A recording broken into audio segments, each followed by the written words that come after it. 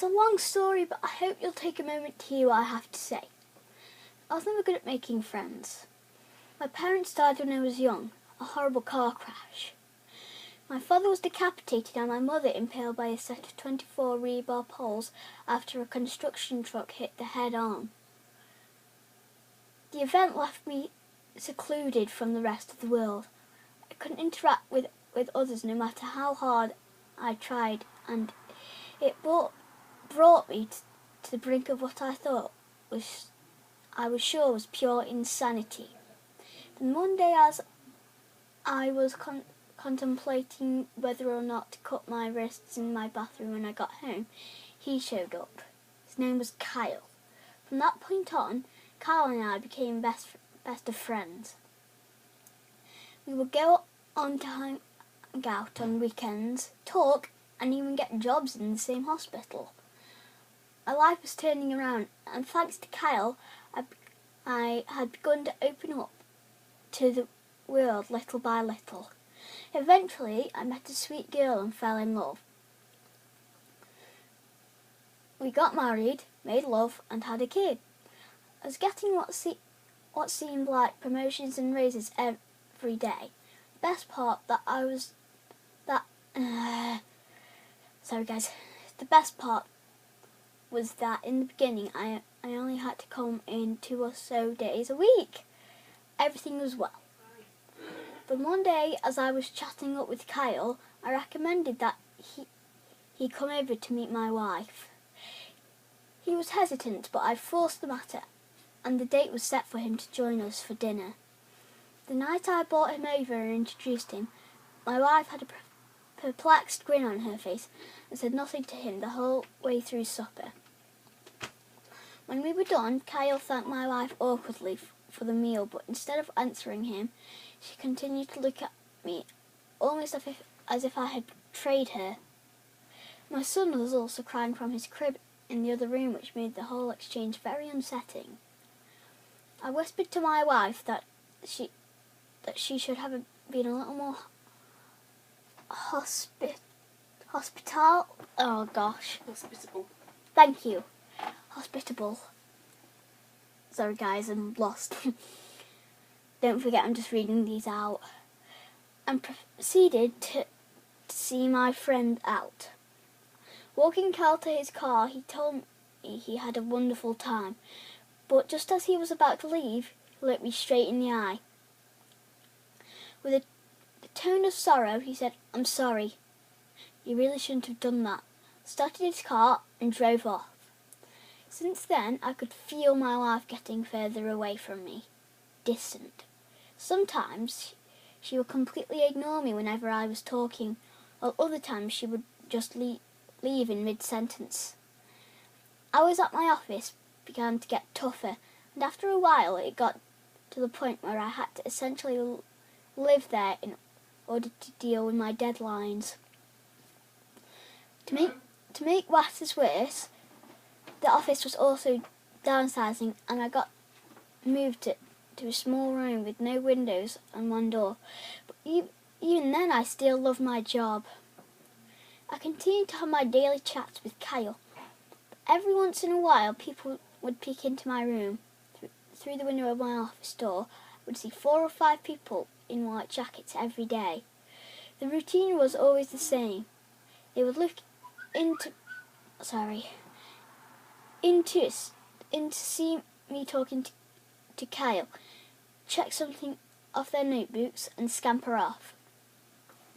I questioned Kyle about them, but he told me to pay them no mind.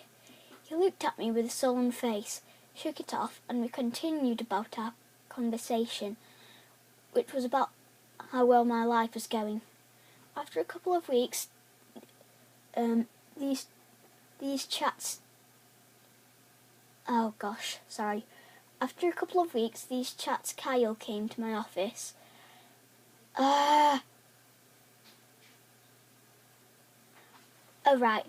a couple of weeks of these chats, Kyle came to my office and told me that he would be going on a very long trip and that we were going to have to put a hold on our conversations. When I asked when he might be back, He shook his head and said he wasn't quite sure, and then left. Scroll down. And one day I awoke to a room I had never seen before. The walls around me were made of concrete. Oh, sorry, dropped something. Oh, no, I haven't. There were no windows, and the only object in the room were a bed, desk, and heavy metal door. I screamed and screamed for someone to come and get me out, and eventually a person showed up. I recognised him as one of the people who often looked at me in my office, so I rushed over to the window in the door, proclaiming of someone who had come through with a sort of breakthrough.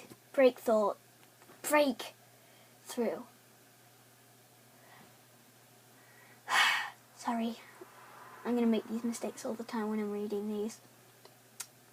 Everything's going to be a bit muddled because this is the first one, but I'm going to get better over time. I asked how long I had been in here and for him to release me immediately. He looked at me and said I would finally have a chance of leaving this place for the first time in 4 years. My meds kept up. I had been insane.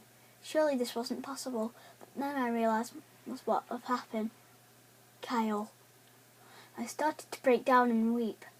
After everything I had been through, only to find out that my best friend had been a figment of my imagination, I was destroyed. Over time, however, the idea of my situation slowly fell into place in my mind. I learnt that I had been seeking help for my problem only 2 to 3 days a week before I was put into full-time care, so that medical professionals could evaluate my condition more thoroughly, and that I never really had a job at a hospital office. Within the month, I was ready to go home. All the doctors lined the halls between the exit and clapped for me the day I was finally released. I was tired but satisfied. If there was anything that allowed me to keep myself together over the past few weeks, it had been the idea of finally being able to see my wife and kid again, and as I walked through the door, it was all I could think about. Then just as I got to the end of a hall, a familiar face held open the door for me. There, with his trademark grin, was Kyle. I cut my trip short as soon as I heard they were going to release you. I couldn't miss my star patient's release now could I?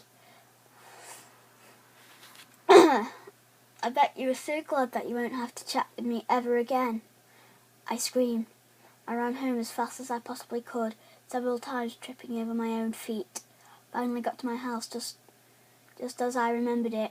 I dashed across the lawn and threw open the door, only to be greeted by nothing. Within time I learned that my family had been the ones never to have existed, and that Kyle, while real, was nothing more than a doctor to me. I found out that I was once again alone. If there were a message to be learned behind all of this, it would be that perspective and conformity. I think I said that right, not sure. Aren't all that they are cracked up to be. If the blood flows out of my body and onto the floor of my shower, I'm surrounded by a thick, dead air of loneliness. Is it really right to cure patients' mental dysfunctions? Take them away from a surreal world to place them in this one? Do doctors have the right to do so? As I type these last words with blood on my fingertips, I don't believe they do. Because if it were up to me, I wish I was still mad.